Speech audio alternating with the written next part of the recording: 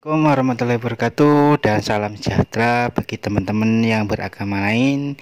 Kembali lagi di channel Happy Yuk. Kali ini kita akan membahas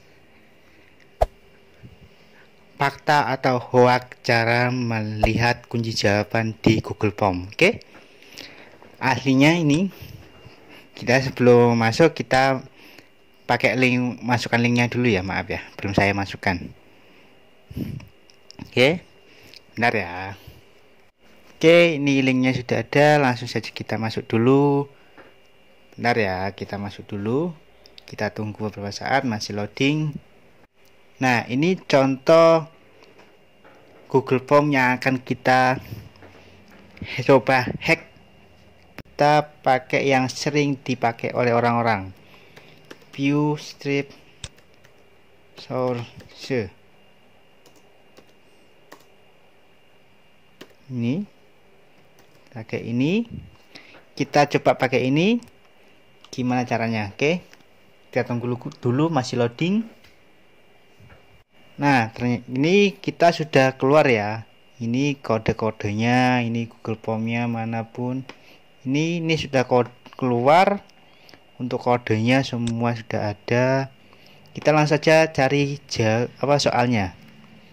Nih, ini sudah ada soalnya, ini yang kalau tidak salah, bentar.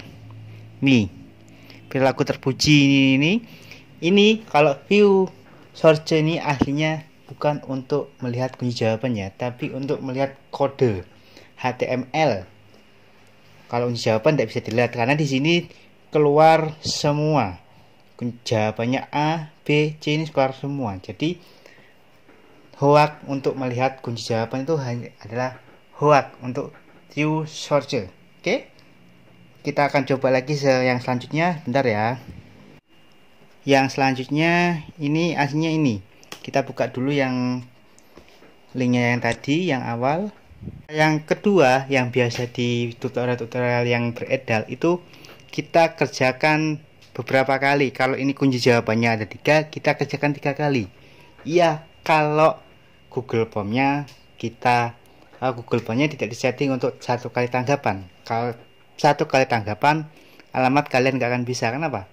Karena satu email hanya bisa buka 1 kali tanggapan, tidak bisa buka 2 kali. Kalau untuk kayak yang biasanya ini dibuka, ngerjakan 1 kali, oh ini salah, nanti dicatat, terus buka lagi, nggak bisa kalau cuma dibatasi 1 kali tanggapan dan yang lainnya.